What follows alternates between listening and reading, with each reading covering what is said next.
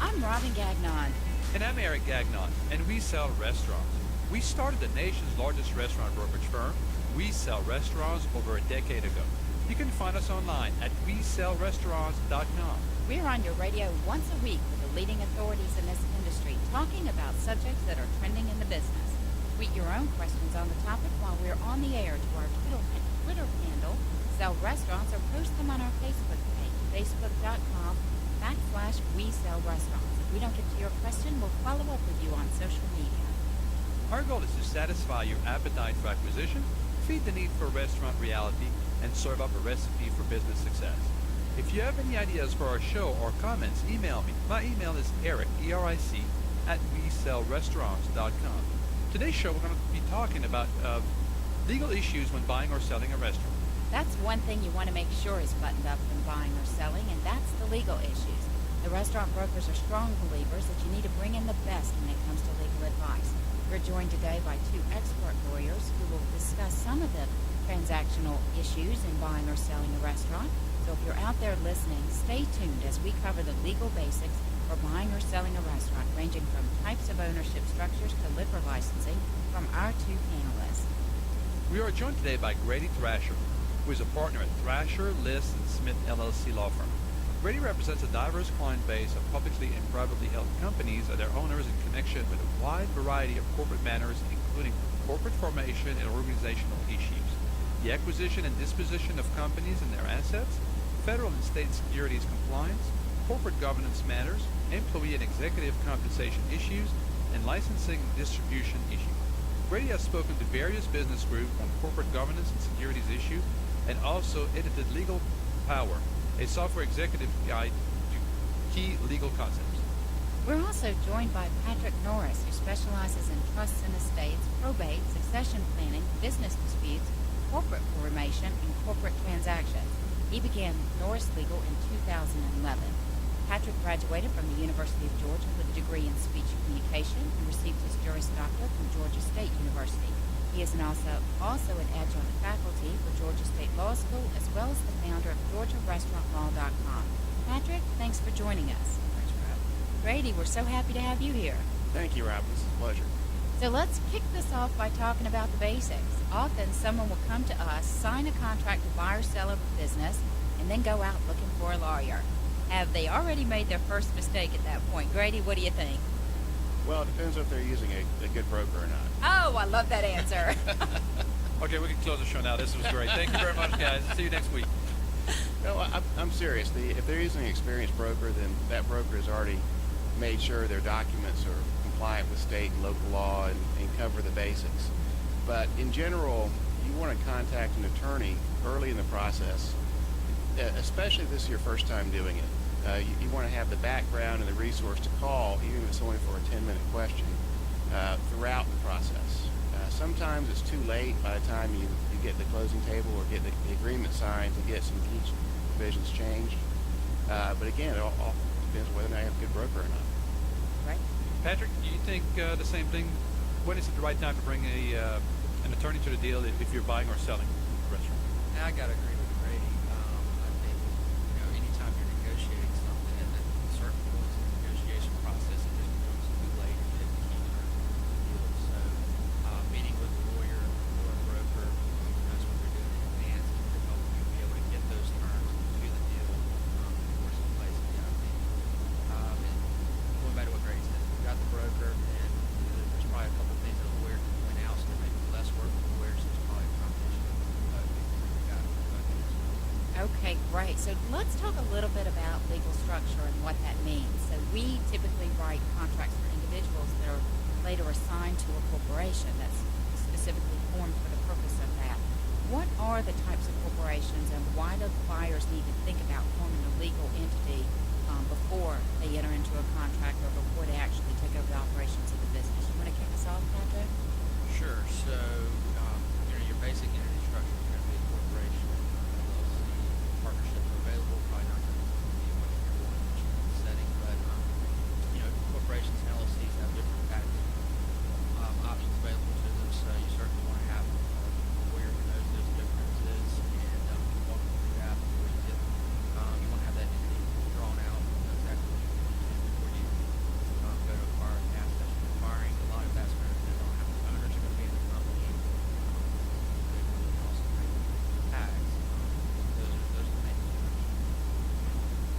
Patrick just mentioned taxation, and a lot of people go to their CPA to form a corporation and totally omit the legal side of it. Some people will look at the legal side only and forget the accounting side.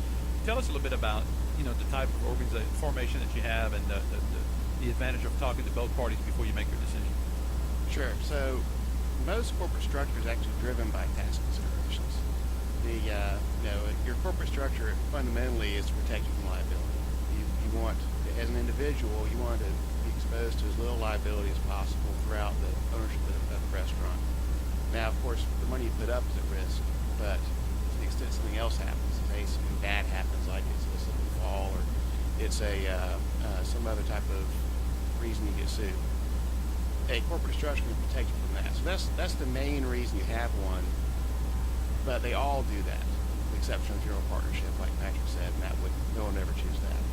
So the other main reason you have one is for tax, and the basic tax structure you want for all small businesses is where the tax is passed through to the owners as opposed to being taxed at the corporate level and then being taxed again at the individual level. And that's kind of double taxation, which can get your rate as high as 55 or 60%, as opposed to a single level taxation where it will depend on what your personal rate is, say 20 to 40%.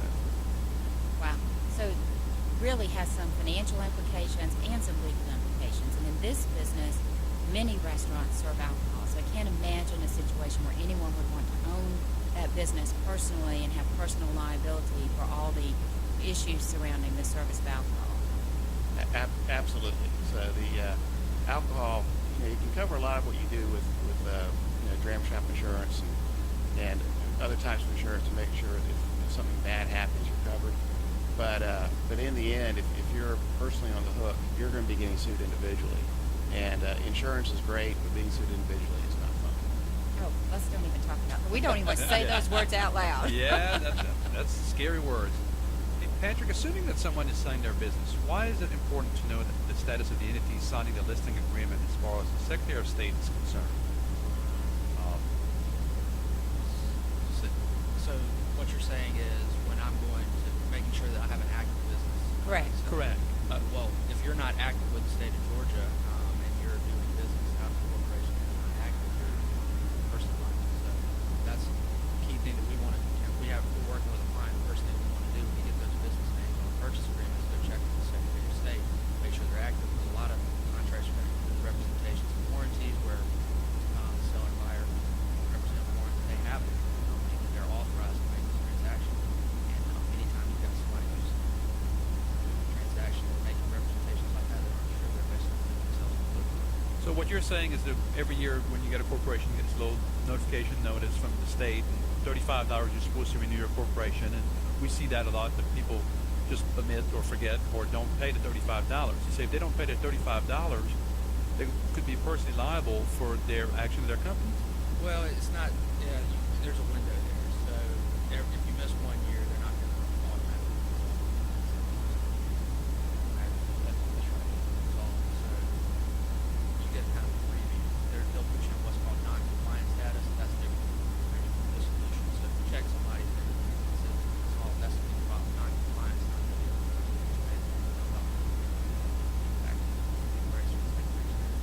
So the bottom line is, though, when you have an attorney review the contract, he's going to go and make sure that really your house is in order so that you actually can go through with the transaction versus hitting into a roadblock.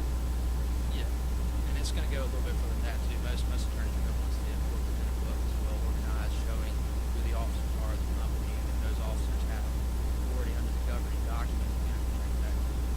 Right. Grady, you want to weigh in on that? Sure. Yeah. Having the authority to enter into the contract is key. Without that, the contract is just void, and you get this weird gray limbo area where you don't know who owns the deal after it's closed. So one of the, expanding on what Patrick said, one of the key things that the attorney does from the buyer's standpoint is runs a background check on the seller. And when I say background check, I'm not really talking about criminal and things like that, although that can be important. But really looking to see if there's any lawsuits out there, if there's any liens, any judgments. There's a laundry list of things that apply especially to restaurants, and especially in the alcohol area, that can be landmines for the unwary, and the good attorney will find those for you and get those corrected and fixed and paid off prior to closing, all with the intent of making sure that what you're buying is what you think you're buying, and that you're getting the full value for it. There's no other liabilities out there you didn't know about. That's great. Patrick, you wanted to speak about something about that? Well, I mean, it's when you're dealing with parties that you don't know, it seems simple to just assume that things are in order, and that maybe most of our clients we work with are probably very well organized. So I think people assume that other people are doing the same thing, but it's just really not the case. You really have to, even though it seems tedious, you really have to make sure that whoever you're going into this to deal with has authority and says they have what to do. That's good information, because those of you listeners out there talking about, thinking about buying a restaurant, one big question we have from buyers a lot of time when us as brokers is, hey, you need to pick an attorney. They're like, why do I need an attorney? There's a contract there. We agree to do this. I just give the guy the money, and I go and start running my restaurant. And they always take it back, and then they're like, how much does it cost? And you say, well, there's a range, and here's a list of attorneys that you can contact. Tell us a bit more about why is it so critical for a buyer to understand the value that an attorney would provide to a deal, and a good attorney. So you guys have experience doing that, but talk about some attorneys' specialization. So if you're a great divorce lawyer, you may not want to do a acquisition transaction, correct? Grady, take this first. Sure. Well, I definitely would do a divorce transaction. So that's a whole other ball of wax. There are a lot of good attorneys out there, and like doctors, attorneys tend to specialize in certain areas.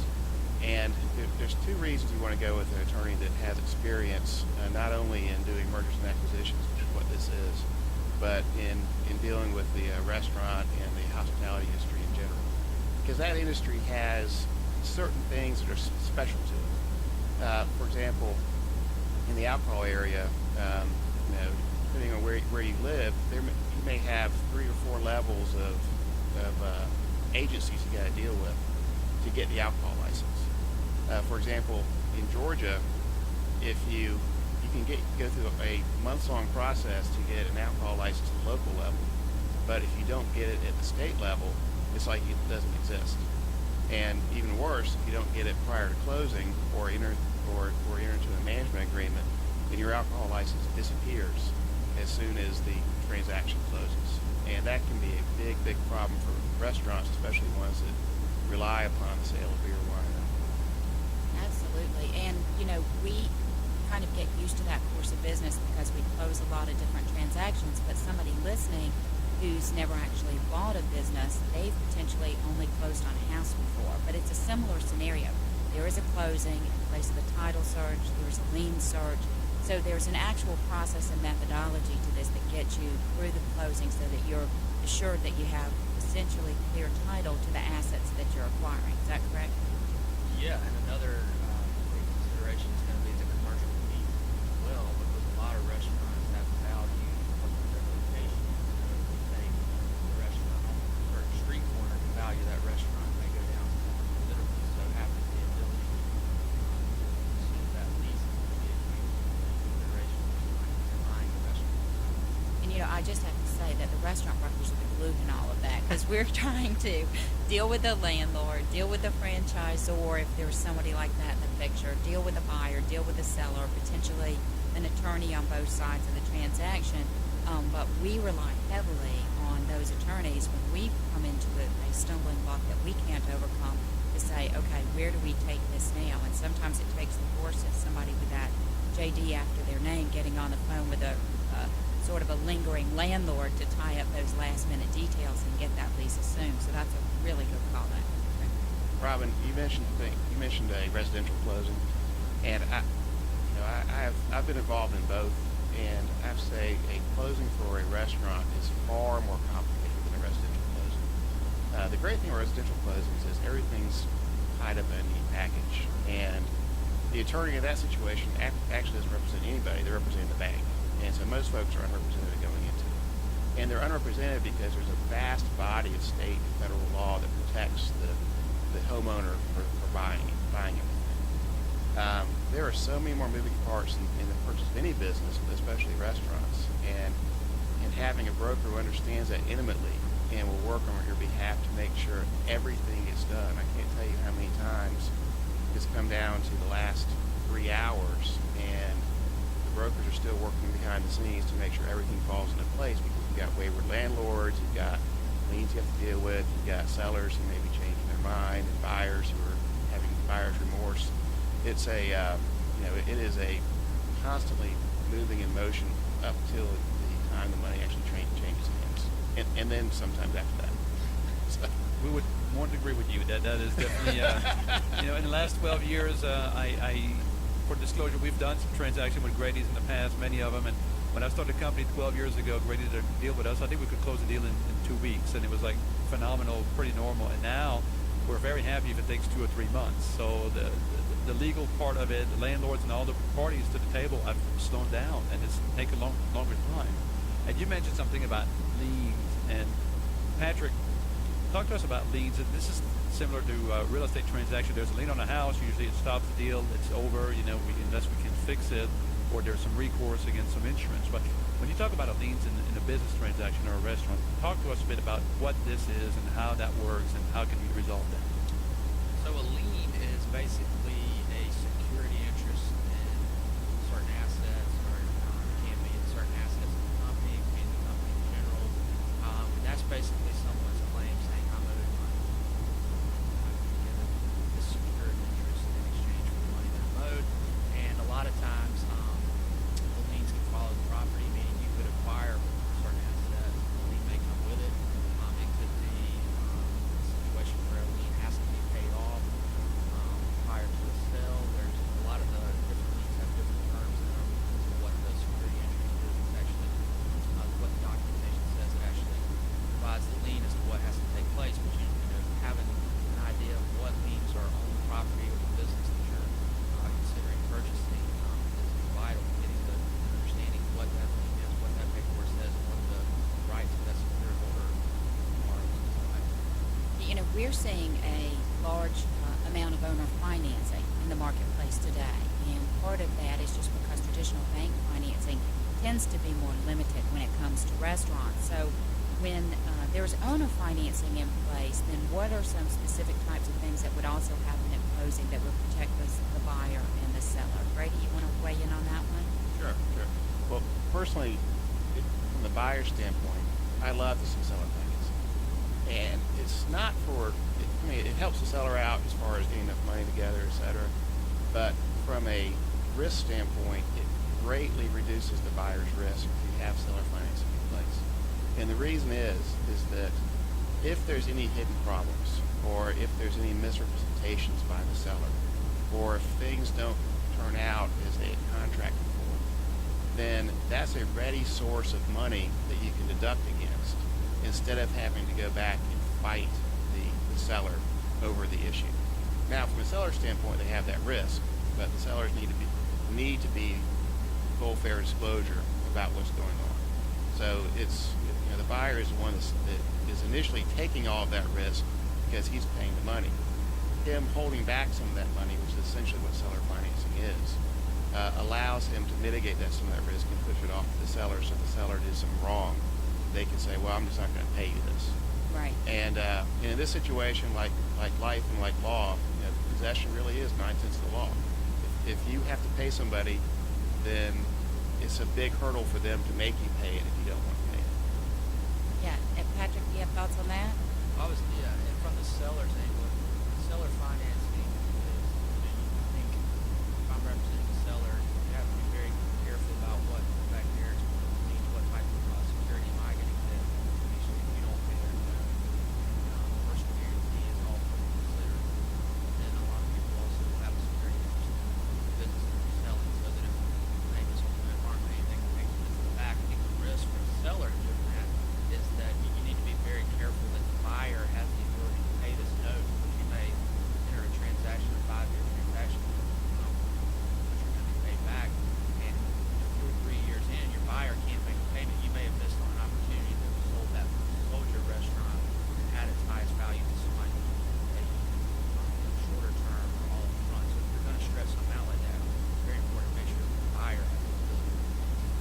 this is good information, and you said a lot right now, and you said a lot of legal terms. I think I want to just kind of simplify for listeners out there. You said the security agreement. So basically, they're going to have the right to the furniture. If the seller does financing and the buyer doesn't pay, they can take away the furniture, fixture, and equipment and take possession back. But you also mentioned personal guarantee.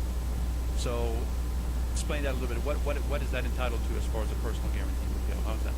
Sure. A personal guarantee is basically going back to Grady's point earlier about hiding kind of behind a corporate shield. So the buyer is going to be, if they've got that new LLC or that corporation set up, and they're going to be the party who's buying the assets.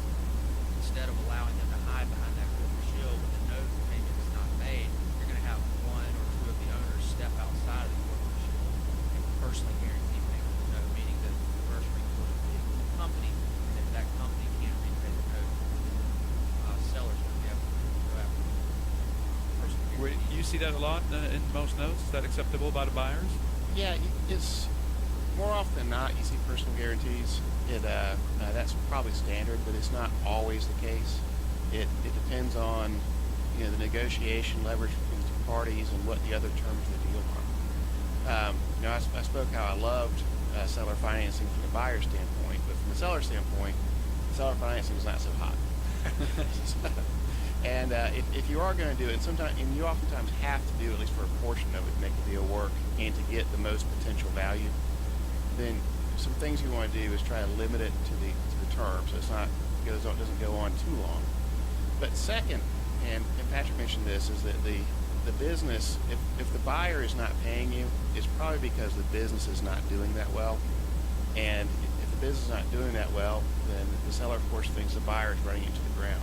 Okay, I think we're going to have to break right there, but this is fascinating information, and we're going to return with another segment and talk more about the legal nature of buying and selling a restaurant. Right now it's time for a break, and we want to make sure that we reach out and thank one of our sponsors, Today's Restaurant, food service industry newspaper. Today's Restaurant is the trade newspaper for the food service industry in Georgia and Florida. The publication is available in both print and online. You're listening to The Restaurant Brokers. This is Eric and Robin Gagnon. We sell restaurants, and we'll return right after the break.